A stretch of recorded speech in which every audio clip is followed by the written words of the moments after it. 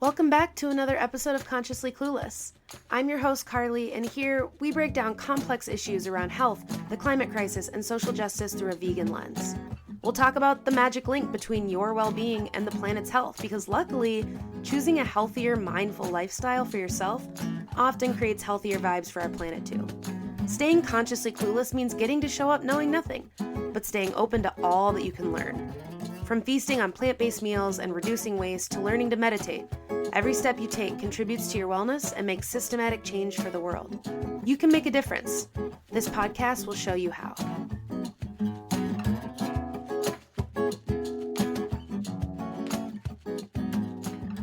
Thank you for being on the show. I'm really excited to be chatting with both of you. Likewise. Glad we can make it work. So happy and excited to be here. So I have two voices that you're hearing that besides mine, and I'd love for you to introduce yourselves and connect a name to a voice for listeners. I'm Cami, they, them. I am a campaign coordinator here at the Raven Corps. And I am Onyx, also they, them, and also a campaign coordinator here at the Raven Corps. So let's start there with the Raven Corps. Let's start with that, and we'll branch out from there. So if someone could maybe give us a little bit of information about what that is, and then we can talk about how both of you ended up working there. Yeah. If you want Onyx, I could start and segue into my history with the org as well, and then you can take it away. But yeah, the Raven Corps started as a scrappy high school animal rights club way back in I want to say 2016. I could be off there, but it was started by our executive director, Claire Howe, and some other members. And since then, I joined in 2018 when it rebranded as the Raven Corps and became a whole nonprofit organization. And very quickly, it started shifting from being just focused on animal rights to having a more kind of multi-dimensional lens and approach, because young people, believe it or not, care about a lot of things. And we wanted the focus to be on just centering youth voices and youth activism and empowering young people to realize what they're passionate about and speak up for these things. So we became a very multi-dimensional organization advocating for people, animals, and the planet. And that's, around where I joined the organization was when that shift was happening in about 2018. I joined as a lead Raven here in San Diego. Since then, I've had many different hats with the organization. I was a resource development intern. I joined the board. I was youth director, and then I took a break, and now I'm back as the campaign coordinator. And I'll try to keep this short because I could just talk forever. Hey, we're in a podcast. Keep talking. This is true. I want to give Onyx space to answer as well, but I feel like this organization, as it is now, like it's gone through, even just since I've been involved, so many different kind of iterations, chapters, evolutions. And right now we are a total liberation youth activist organization. And we also do still identify as vegan. And I think that's what really sets us apart from a lot of other youth organizations out there and vegan organizations, is that we are both youth focused and very much addressing these issues that we care about at their root, which is like capitalism, consumption, like these very systems. Commodification. The systemic issues. Like for the 3 C's, yes. right? Yes, I was trying to remember our 3 C's. What were they? Capitalism, consumption, and commodification. Yes. Claire, our executive director and very good friend, realized that's really at the root of a lot of the things that we're advocating about. And, we love alliteration. It makes things so much better. Consciously clueless, consciously Carly, you're in the right space if you love alliterations. Yeah, exactly. But yeah, so we're different from other vegan organizations in the sense that we're not just focused on veganism, and we're different from lots of other social justice, environmental justice organizations in that we include animal rights in what we do. So it's very all-encompassing. Yeah, that's the org. How did you get involved, Onyx? How did I get involved? Well, I got involved a little over 2 years ago. It was over the summer before I first went to college. So I just graduated high school. It was the summer, and I was vegan at this point, but like the only real community I had mostly was like online through TikTok, like through like different friends and mutuals that I had on TikTok. And one of those friends is our good friend and lead Raven, Claudia. And she was a friend of mine and we got closer, and she eventually told me about the Raven Corps and was like, I think this is something that you would really like. And I was like, all right, let me check it out. So I checked out the Raven Corps. I did my little welcome call, and you know, that's mostly history. I joined in and became a Raven, and immediately started doing as much action as I could. I took part in the Scary Dairy Day of Action and our Scary Dairy in the Square. And also when we rallied to DC as well. So a whole lot of things that I took part in as a Raven. And those are all different campaigns that you were able to partake in? Yeah, all different missions. All Okay. mostly, they're all part of our campaign that we'll get into a little later, Operation Mind Over Milk. But yeah, these were all different various missions that I was able to take place in that included tabling and leafleting and protesting and rallying. Yeah, I got involved and immediately was able to start being active with other people around my age that were interested in the same things as me, not just being vegan, not just that single issue, but also the totality of collective liberation, various human liberation related issues, as well as the environment.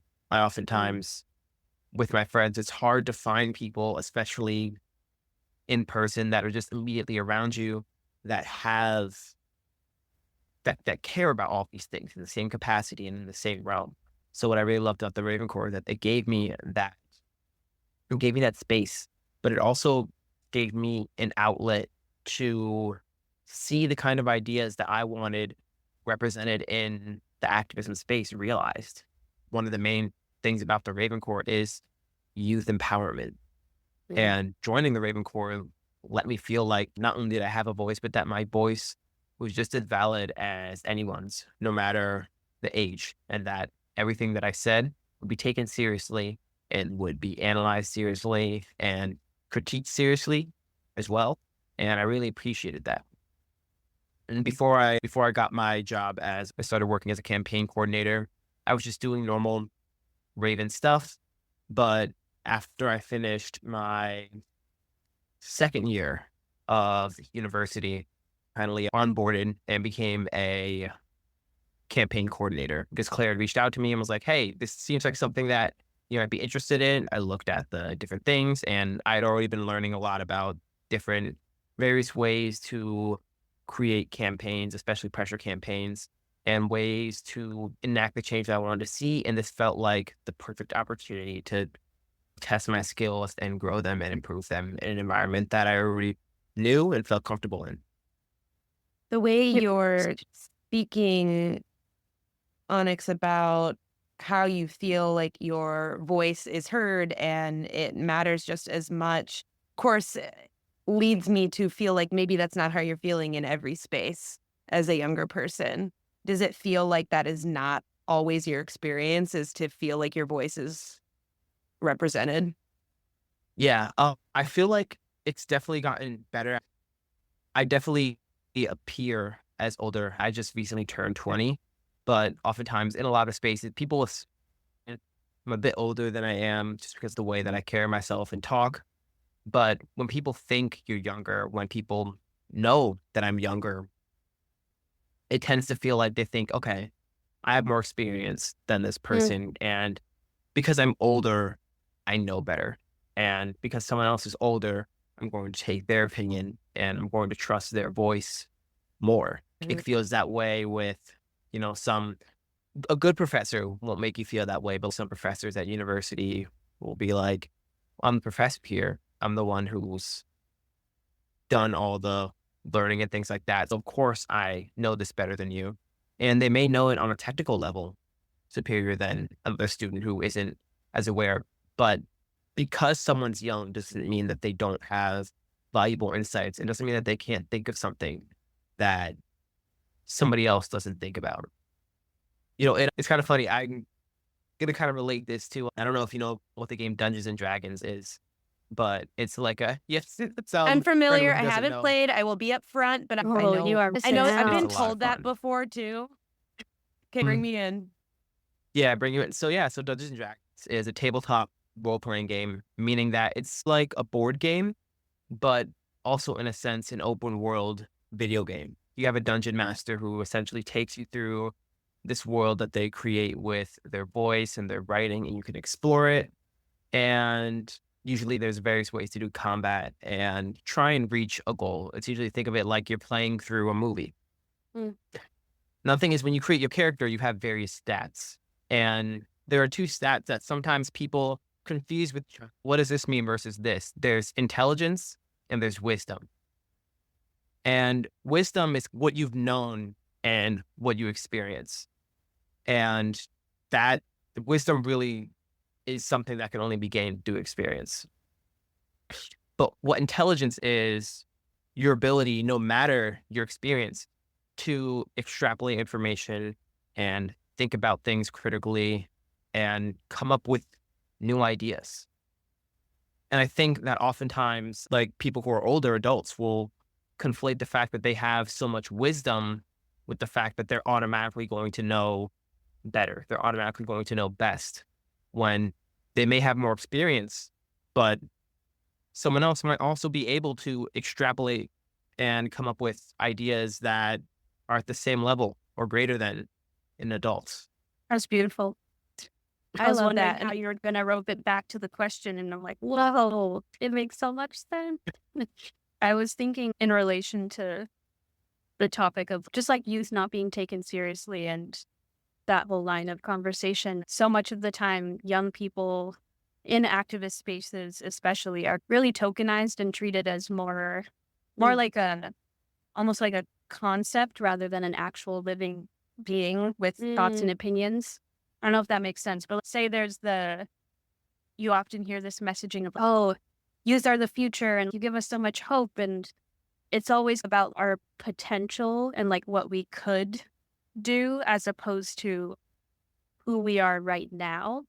And I feel like that's something that we really push up against as an organization, is like young people are not just like these little vessels that will blossom at some time in the indeterminate future. We are capable of creating change right now, and we are like powerful activists and humans right now. And that's just something that's one of my little pet peeves anytime I see it is, oh, youth are the future. I'm like, we are, but we're also right here, right now. Yeah. No, that's such a good point, because it's used, I feel like, as a way to almost to say, that'll be nice someday, but don't do anything or cause trouble or push back or use your voice now. But someday that'll be really great when you figure out what that looks like for you in this capitalist system. But you're the future, because I'm scared that if we let you think now, you'll do something. Yep. I just saw this tweet. It was like, we're encouraged to protest and like to push up against these oppressive systems through the proper channels, because these oppressive systems control the proper channels and they know it won't work if we go about it in a proper way.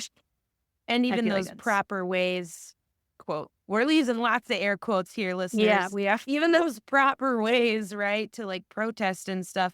There are laws all over the U.S. right now that are like barring even just those right to protest in all these different fucked up ways too. So even those lines that are supposed to be open and the way to do it correctly, even those are being shut down.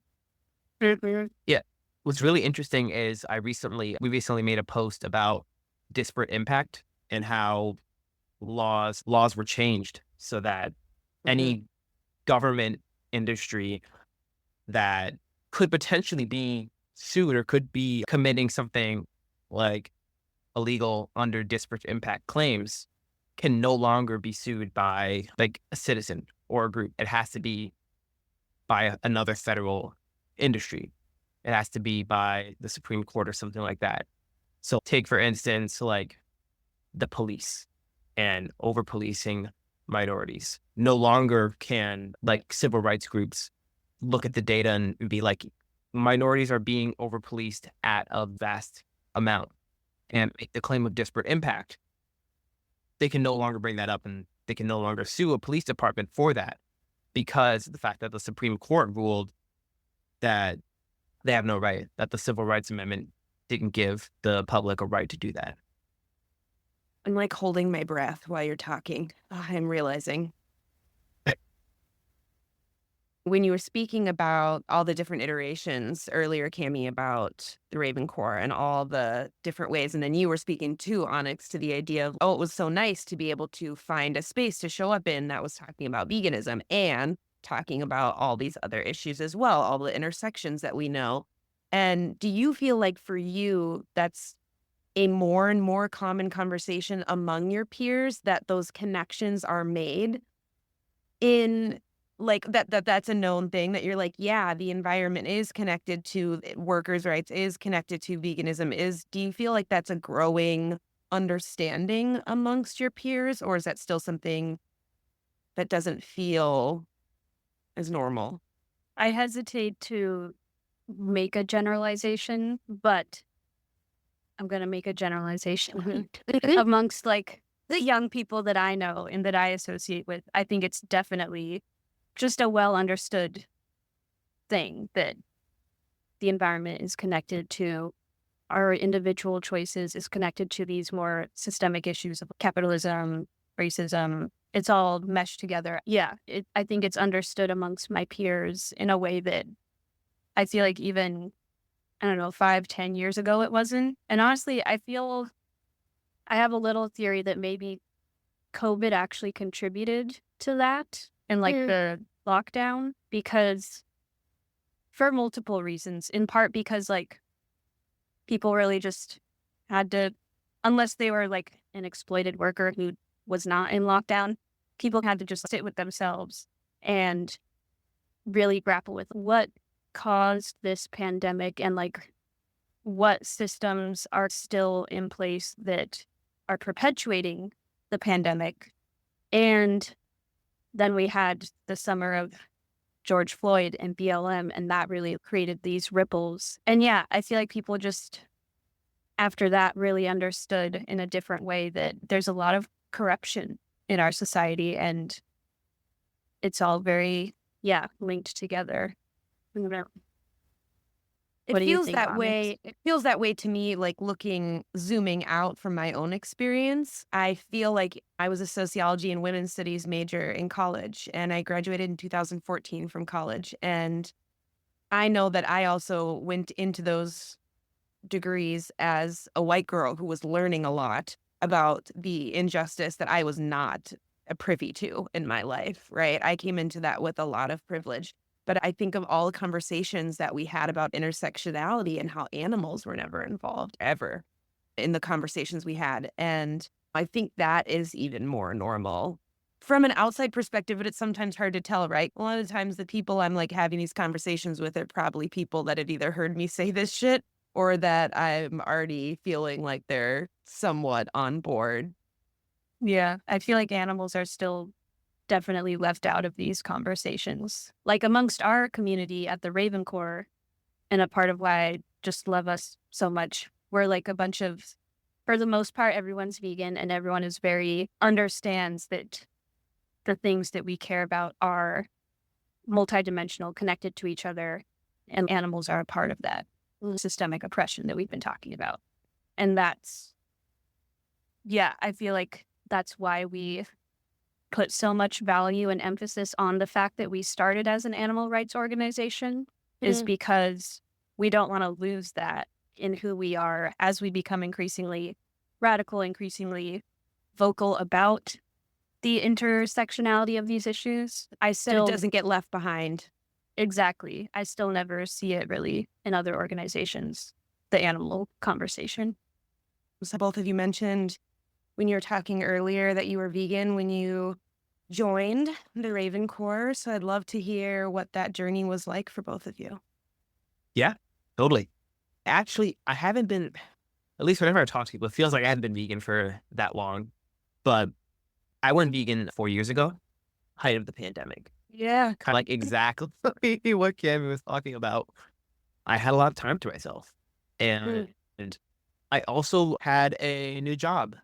I was working at a meat shop. And the funny thing is, I got this job because when I was in high school, middle school, even elementary school, I worked at my town's newspaper. And that helps you get a lot of different connections. You talk to a lot of different people. And I got this job because I did an article for this new business that was up and coming. And the guy, I was like a student in the area that the owner knew since I did the article. He was like, "Hey, do you want this job?" And I was like, "Hell yeah." Because I did get money working at the newspaper, but it wasn't a lot. I was like getting like paid per article a little bit. So it was more like small incentives as opposed to a full job. And it was like my first like job. I started working there. And one of the main things is that one of the things we made was like beef jerky. He would make the beef jerky himself, but he would also sell a lot of different cuts of animal bodies. And at first, like before this, I wasn't vegan or even vegetarian. I probably would have described myself as mostly a pescatarian. I would have like white meats here and there, like chicken or turkey, like here and there. But mostly it was like I would eat sea creatures as well as a lot of different plant foods. You know, people would ask me when they were buying meat and stuff, I was like, "What's the best cut? What should I get?" And I was like, "I don't eat this stuff. I don't know." And sometimes people would ask me like why. I grew up eating mostly pescatarian. But it did get me thinking a lot more about my choices. Because I knew in a sense that I did care about non-human animals. And I did grow up thinking animals shouldn't be tortured or treated terribly or awfully, but I never really thought about just not eating them because I grew up with it ingrained in me so much. It was like, you eat them, you eat animals, and that's just something that we do. And it wasn't until I was just thinking a lot more that I was like, huh, I eat a lot of food that's not animals. Maybe they don't need to be slaughtered and exploited. And I just made the decision to go vegan and just overnight went vegan. It was interesting because at this point, I was also really getting into working out, like a bunch of myths about plant-based protein and stuff like that. I'm not even going to get into it, but I was able to, eat what I needed to eat because I ate mostly plant-based at that point. And my mom actually used to be vegan before she had my siblings and I. So she knew the kind of stuff that I would need to eat, and not even a lot of stuff changed. Bunch of lentils and rice and greens and beans and chickpeas and just a bunch of great stuff.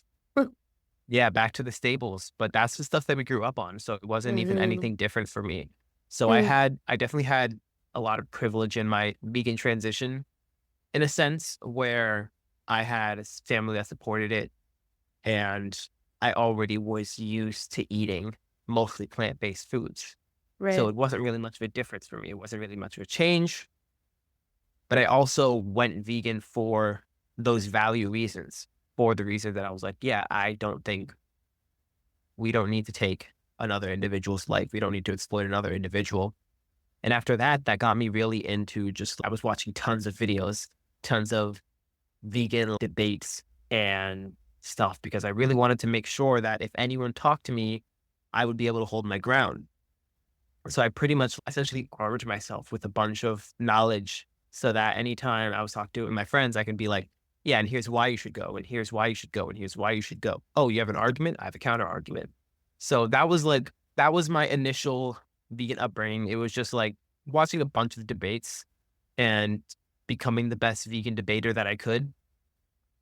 it wasn't until like it wasn't until really 2 years into my veganism before I actually really started getting active in like a physical in-person sense. That was when I joined the Raven Corps, and that was when I went to my first protest, which was at a county fair, and we were protesting an event called the Banana Derby, which was an event that this man would put on where he would tie monkeys onto dogs and he would make them race around in a circle as like a form of entertainment. What the hell? Yeah, I know. Like, even like people who like aren't like most people who aren't vegan, like when I tell them about that, they're like, "What the fuck?" You People just do read my that? mind. I was like, I feel like you don't have to be vegan to think that's really fucking weird, right? Yeah, and Well, it's like most people that I told were like, "Yeah, that's fucked up." wild. And we did. I'm pretty sure we managed to get it banned in that place that we went into the protest. Good work. Yeah, it was a part of a PETA protest, and barring like any your personal views and opinions on PETA, we did get it shut down. So that is that, at least in that area. And that was my first taste of it. And I made friends who also lived in the city, and I moved back and forth between the city. My dad lived in the city, and my mom lived more rural upstate. So I had a little activist network in the city that was building out, and it allowed me, whenever I was in the city, to do tons more activism, go to a bunch of protests. I really got involved in the fur campaigns that go on in the city, and that's what really helped me learn and understand a lot of stuff about campaigning. It was a mixture of that and watching a bunch of different videos and YouTubers and activists. Shout out Jake Conroy, the Cranky Vegan. Yeah, he's been on the show. He's dope. Oh, awesome.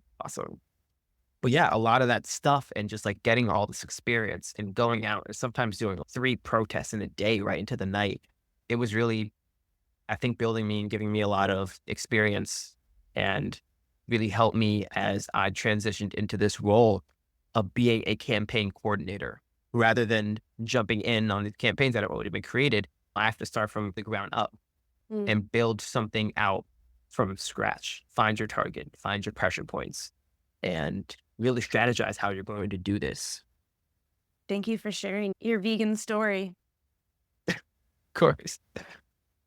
I love this question so much. You hear it asked a lot within the vegan community, but I just find it endlessly interesting because Same. everyone's so different and unique.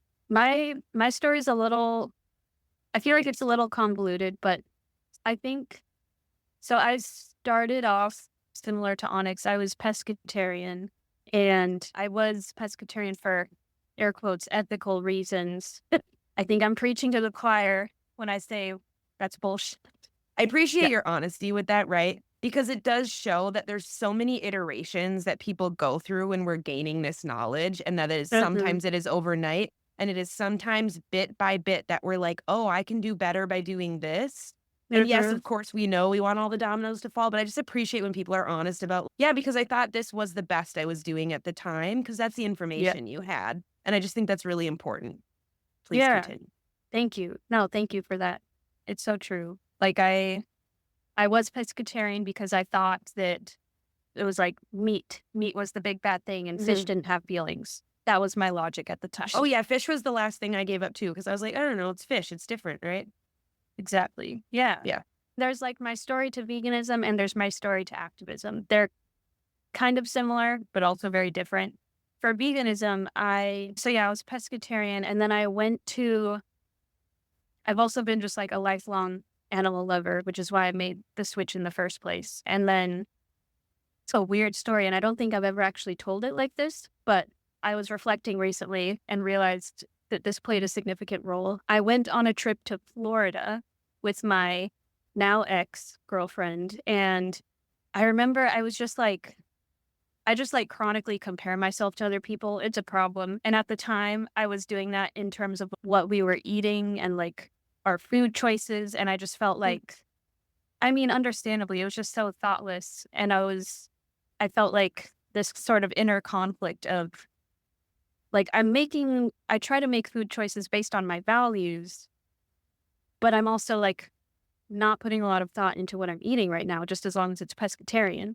So I just started thinking more about my food choices, and I just have this like visceral memory of this one restaurant we went to at this like resort place.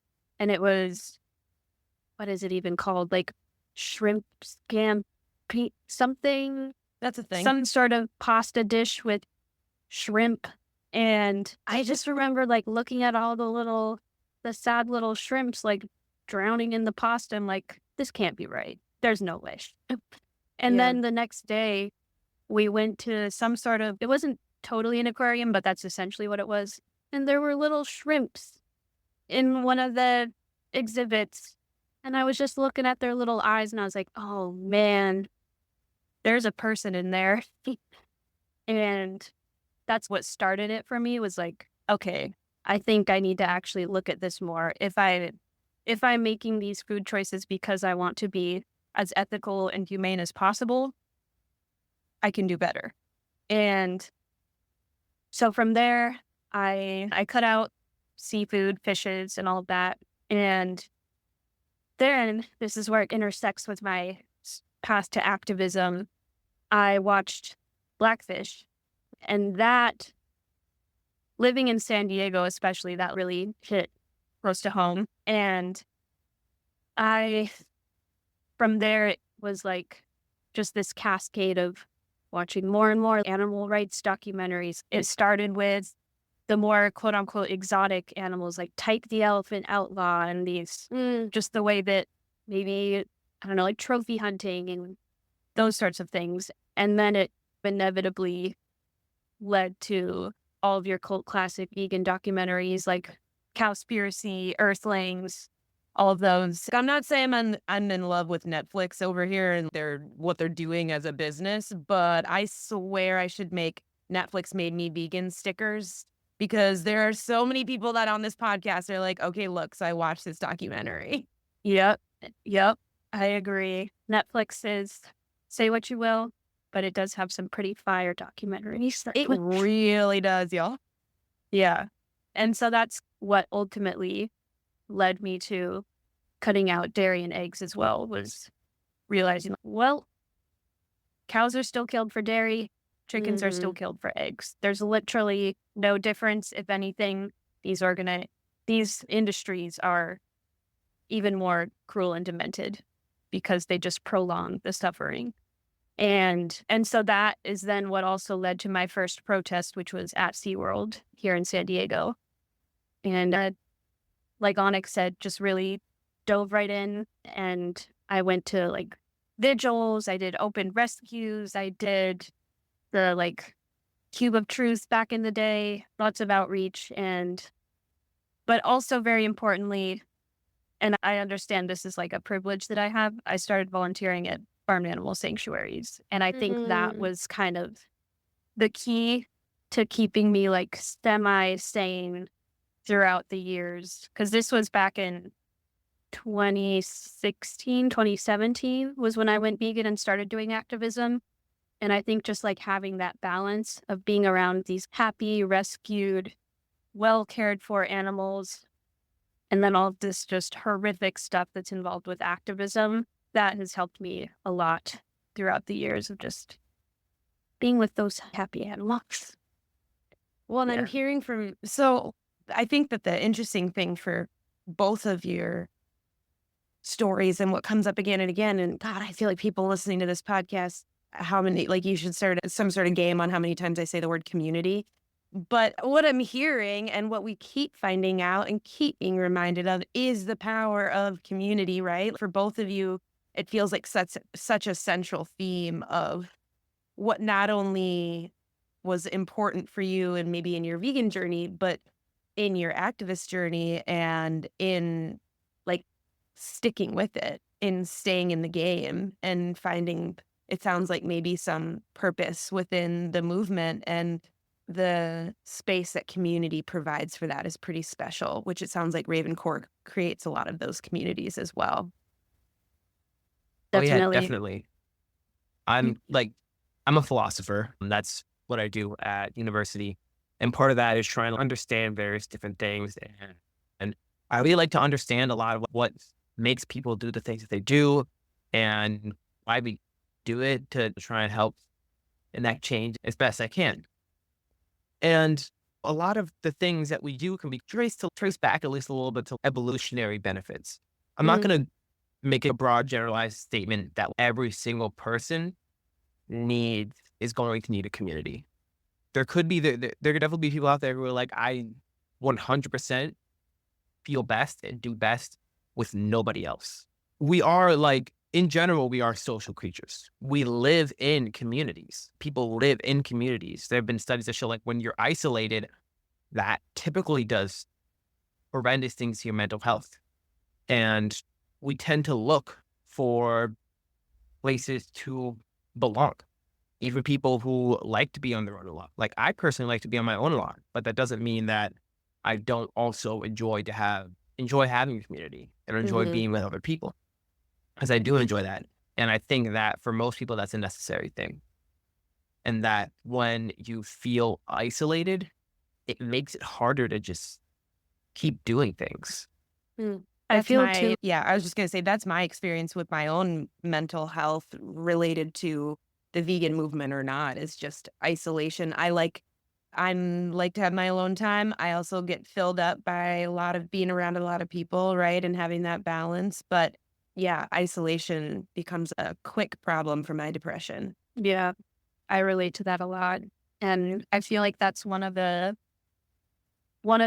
many blessings and curses of social media is I feel like it both perpetuates isolation while allowing people to find community. Every day I can't decide if it's the best or worst thing. Every day. It's a constant struggle. But I feel like, yeah. It's both. Yeah, there are literally communities about just being isolated and being lonely. So I see them, people are just, I'm so alone, guys. Haha, we're all alone. Woo. And is this better than if they were just alone by themselves, or if they're reveling in their loneliness? Is that going to make it worse? Right. You are a philosopher. Counterintuitive. When you think of campaigns you've been able to be a part of and different missions you've worked on, what are some either favorites or big hitters that come to mind in the work you've done with Ravencore? I could start with, it's actually the operation that I'm now coordinating. It's called Operation Mind Over Milk. It's been running for a while now, but similar to the organization, has had some different iterations. But the broad scope of it is a campaign that is raising public awareness about the horrors of the dairy industry and working to increase access to plant-based milk for students in their schools and in their school cafeterias. That's how it started. And we, the missions that Onyx mentioned earlier, were a part of this operation where we rallied in DC, us and several other Ravens. We went to the Capitol and we rallied behind what was called the Add Soy Act, which was working to do exactly what I just said, which is increase access to soy milk specifically in schools. And we also organized our very own event in Portland, Oregon called Scary Dairy in the Square. That was almost exactly a year ago today. Oh, it was on the 21st last year of October.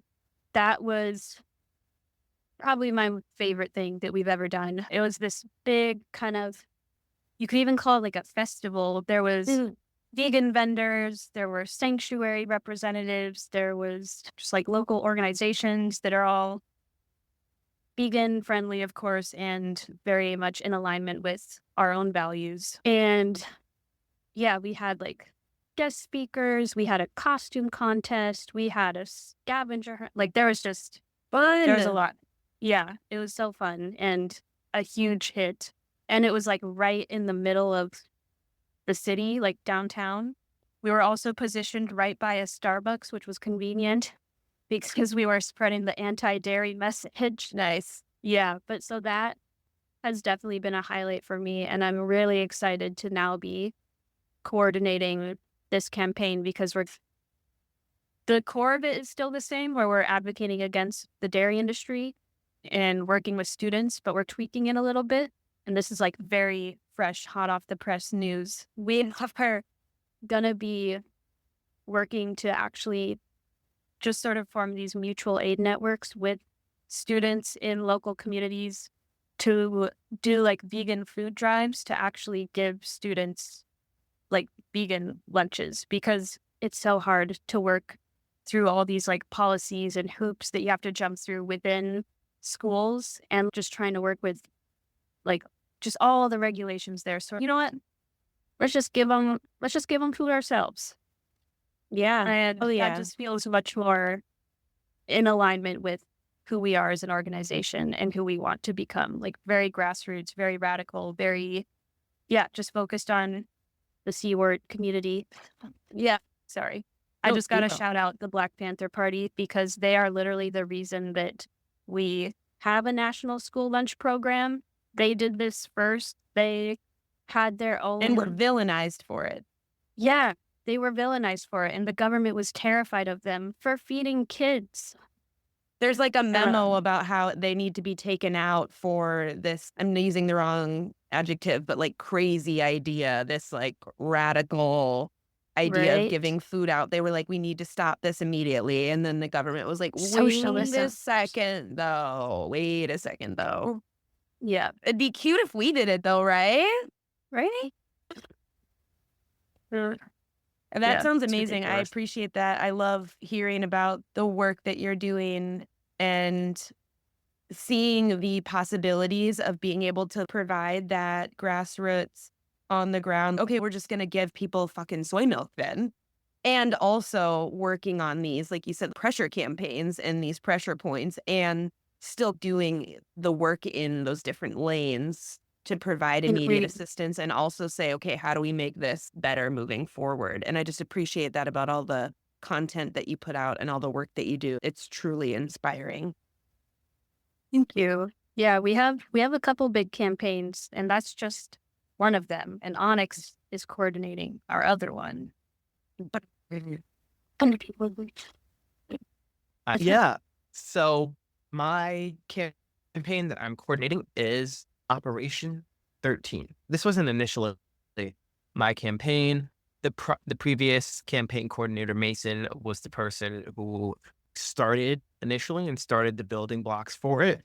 But when complications arrived and he had to leave his position, I took up the mantle of being the campaign coordinator for Operation 13.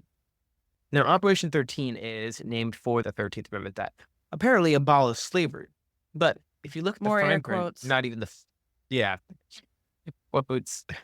But if you look at the fine print, not even fine print, just right there in the wording, slavery is still allowed as a punishment for committing a crime. So Operation 13 is targeting prison labor. This prison labor is a huge money-making industry in the United States. And what we're doing specifically with Operation 13 is we are targeting the intersections with prison labor and animal agriculture. We are going after animal agriculture businesses that either buy straight from prisons, or lease out prisoners to work on their own farms. The language is crazy, right? Lease out prisoners. Yeah. That's insane. Lease another person out. Just, let me buy this person off of you. Literally. Speaking of commodification, there's another C. Those 3 C's. We are in their fucking heads. But yeah, I guess I can give you a little bit inside scoop, because this is going to be, our first mission is going to be dropping very soon. And we are targeting Hickman's Family Farms. Now, Hickman's Family Farms is an Arizona-based egg farm, and pretty big egg industry in Arizona. They have multiple farms, actually, quite a few throughout the state. But I think it's either over a quarter or over a third of their workforce is composed entirely of incarcerated people. So they have a contract with the Arizona Industrial Correction. It's the Arizona prison industry in the state. So they have a contract with them that has them buy out and lease out prisoners in order to have those prisoners do a lot of the work on their farms that they simply aren't able to get the amount of people for. They have this stuff like pretty out there and open. They list it as very benevolent, as a way to give these prisoners a way to make money and then have job security and places to stay when they get out of working. Mhm. When you do a little bit of digging, the reasonings behind it are a lot more insidious, because the people at Hickman's acknowledge that their farm isn't a fun place to work at. It's pretty disgusting and brutal work. And what they wanted a way. They needed a way because they wanted to expand their business. The late 1900s, they wanted, like the late 90s or 80s, they wanted to expand their business. So they were like, what's a way that we can get more workers that have to stay? Because they had an issue where the workers weren't staying that long, because they were like, fuck this. I don't want to do this. Yeah. This isn't a good job. I don't want to sit here in a disgusting environment, clean up a bunch of broken eggs and chicken shit, and also slaughter them. Let me know if I'm swearing too much. I should pull Oh, back. no, totally welcomed. Yeah. So people weren't staying for a long enough time for the business to reliably expand. So the actual true reason that they started leasing out prisoners is because they knew that prisoners would need this work. They knew that there would be like repercussions if they didn't take the work, and that because of the conditions that prisoners exist in, pretty much being inside and confined to this regular space for intense amount of times, that it would be worth it. It would be worth it to work in these disgusting conditions if that meant that they could leave their prison for a little bit, as well as make some money. So they took advantage of that. They normally took advantage of the situation that prisoners are in to be like, okay, this is a way that we can expand and create a reliable workforce. Not because they actually care about these prisoners. Not because they care about the job security of prisoners coming out. That's a way for them to paint themselves as amazing people. Mhm. It's not the truth. The whole reason that they're doing this is because they know that prisoners are easy to exploit. And so do the corrections offices. They were like, yeah, totally. We can make a ton of money by selling our prisoners, by selling these incarcerated people to Hickman's. This is going to work out for both Hickman's and us as well. So it's a great deal for us. Both the corrections officers as well as Hickman's they know exactly what they're doing, and they're doing it on purpose. And it's right there out in the open for anyone who just wants to dig a little bit. Right there on the correction industry's website, they like pretty much state all of their purposes and their reasoning for doing this. And it's so disingenuous because Hickman's paints themselves as being such great people. What's wild is because it'll fuck you over and then ask you to say thank you for it. Yeah. It'd be like, hey, we're going to make these terrible conditions for you, but you better thank us for giving you even the slightest opportunities to You're survive welcome. in these conditions we created. Literally. It's a lot of fucking bullshit. Yeah. And Hickman's is also known for having pretty shitty conditions that the prisoners are working in. So terrible that people in surrounding areas have sued them. Environmental organizations have sued them because the ammonia that's produced because of all the chicken poop is just actually sickening to the public. So they're like, this is awful. This is awful. Like, we can hardly breathe because of this ammonia production. And just, if we think about how terrible it must be for people just in the surrounding areas, imagine the chickens and the hens that are living in these conditions, in these cramped spaces. Hickman's likes to tout itself as caring about their chickens and having great practices. And they're even on some bullshit animal welfare website as saying, hey, we did an investigation on their farms that they allowed us to do, that they prepared for, that they most certainly had Yeah. time ahead to prepare for it. And we're like, you know what? They're doing really good. They're doing really good in terms of exploiting their chickens and slaughtering them once they've been used as much as they can profit off of them. They're doing it in the best way, which is, well, golly, well, that's amazing, isn't it? Why didn't you just say that? Never mind. I'm not upset anymore. You know what? Yeah, you know we're what? good. After this conversation, let's find some other target, because Hickman's clearly cares. They clearly care so much. They clearly think care they so do. much. They do. They really think that they do. And if not even all of their farms are cage-free. They do have some farms and chickens that are cage-free, but not all of them.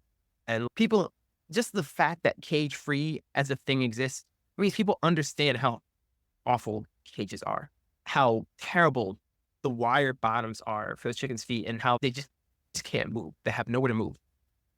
But even with their cage-free, they're still allowed to be in super tight, confined fencing and maze.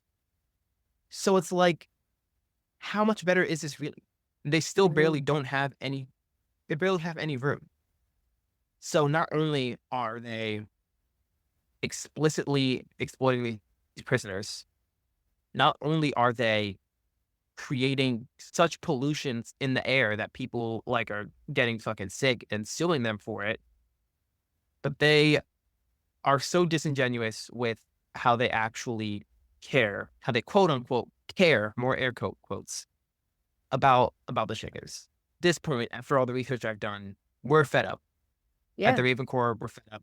I'm fed up with Hickman's, and we've decided that they're going down, and that they're our first target of Operation 13. Now, the way that we're doing this pressure campaign, is that we're doing secondary targeting. So typically with a lot of pressure campaigns, there's something that you want them to do. You want the business something to change a policy or something like that. You want them to make that kind of change. With Hickman's, there's really no change that we can ask Hickman's to make other than stop your entire business model. Be stop done. Your whole You're business done model. now. Yeah, you just, no more Hickman's. Yeah, you're done. You can be Hickman's Family Farms and go vegetables. Grow some mushrooms. But there you go. So what we've decided to do is what's known as secondary targeting, where we go after their pillars of support. For this would be their retailers. Now, the first retailer that we're going to be going after is Safeway. Safeway is pretty famous and popular around the country, but they have a lot of places, several places in Arizona where they sell Hickman's products. The cool thing about secondary targeting is that the secondary target does not rely on the primary target to survive, but the primary target relies on the secondary target to survive. Hickman's needs its retailers, because that's how they sell their stuff. Without their retailers, they're not gonna be selling anything. But if Safeway just stops selling Hickman's products, they're fine. They're fine. Right. It's one product that they're not selling, so they're fine.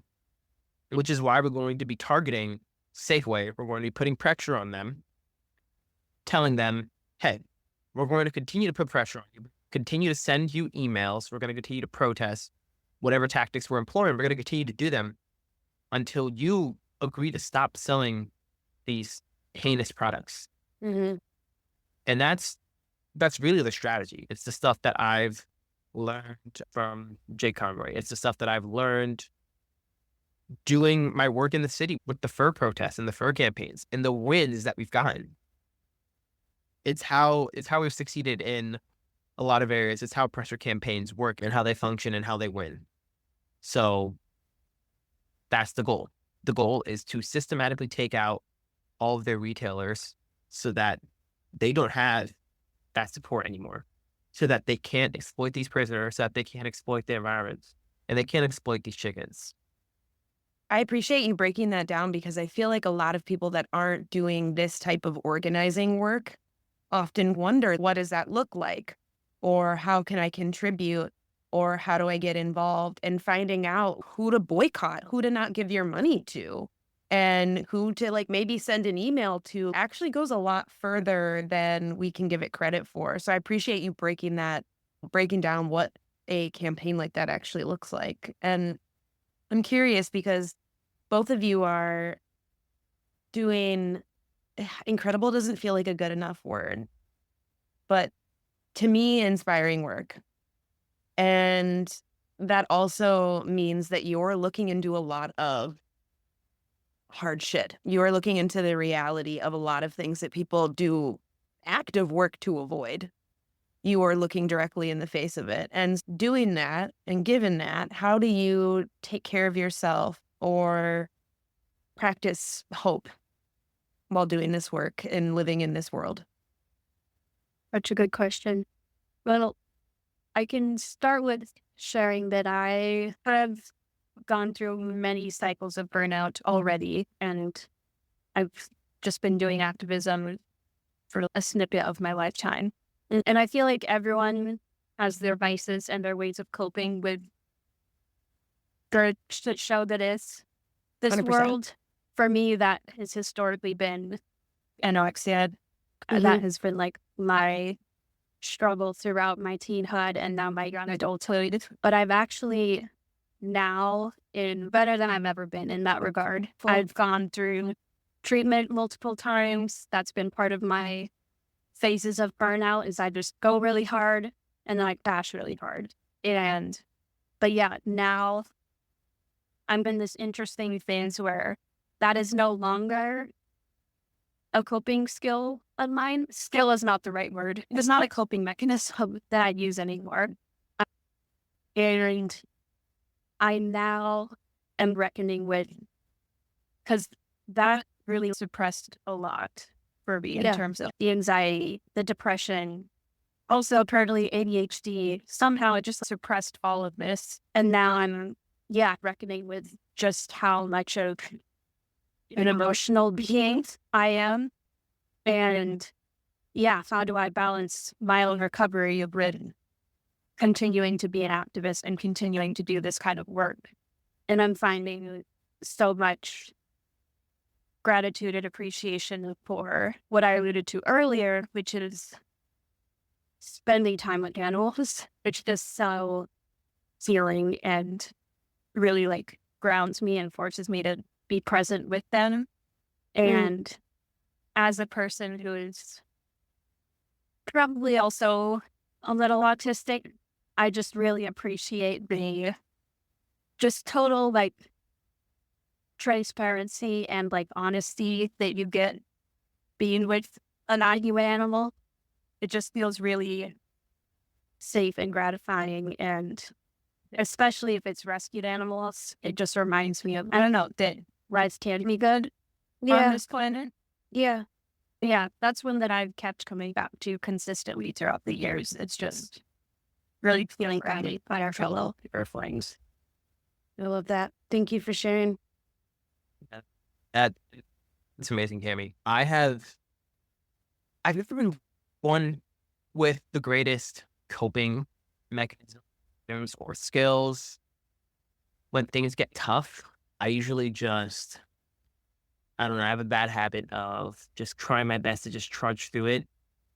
Same.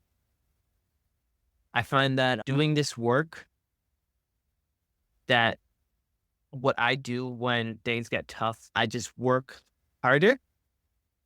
In a sense, it's just like, damn, everything sucks. I need to make everything not suck faster.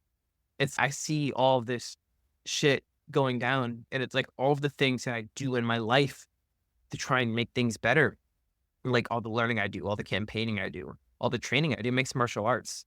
Everything that I do, I have to be better than I was yesterday at this stuff because things are worse than I could have imagined.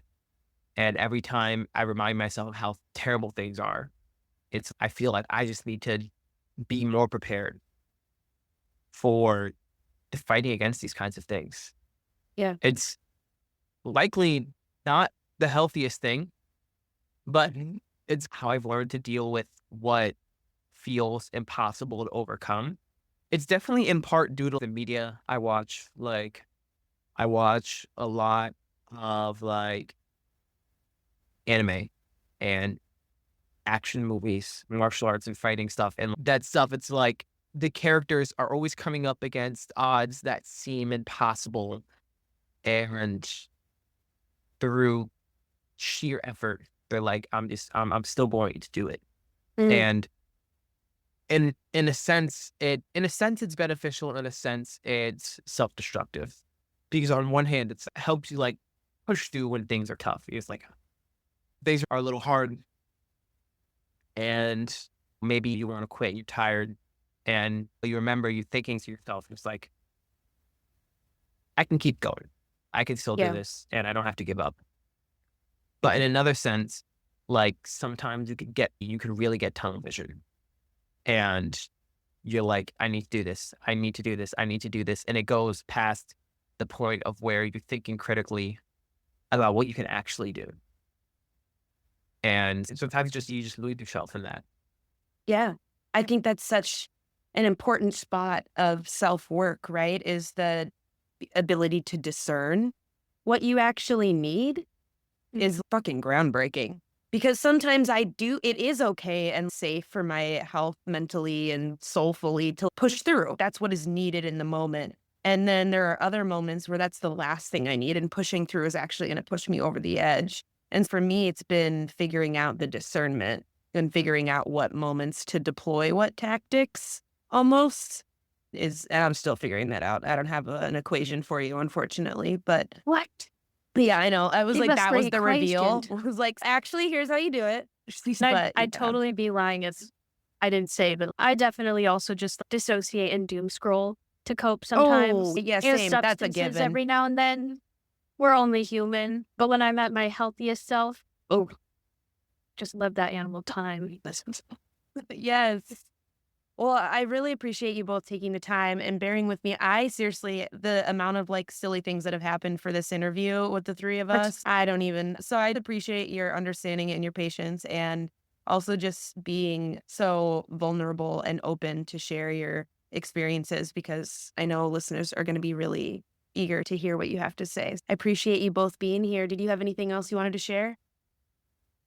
Yeah, actually, just if people do want to get involved with us, there are ways. If they're 14 to 24, which we call Raven Aged, they can join our Discord community and even start a core, which is like their own little local organizing. We also have the flight crew for 25 and up, our adult allies. Claire, the executive director, and her husband, Jesse, who's also been like such a formative part of this organization. They both are coordinating the flight crew. So if adults want to get involved, this is all on our website. And Claire's going to be on the podcast as well in the future. So we'll get to talk all about that as well. Nice. Yeah. Thank you so much for providing this space. We'll really appreciate it. If you're hearing this message, you've listened to the entire episode of Consciously Clueless. And for that, thank you so much. I hope you enjoyed this episode. And if you did, please leave a review on Apple Podcasts, Spotify, tag me when you share on social media, or share this episode with others who may be interested in the topic. Any sharing truly means the world to me. Join the community at patreon.com/consciouslycarly for bonus podcast content like smoke sessions with Consciously Cannabis guests, video versions of solo episodes, monthly live calls, one-to-one support, more lifestyle content, mindfulness resources, and more. Until next time, stay consciously clueless.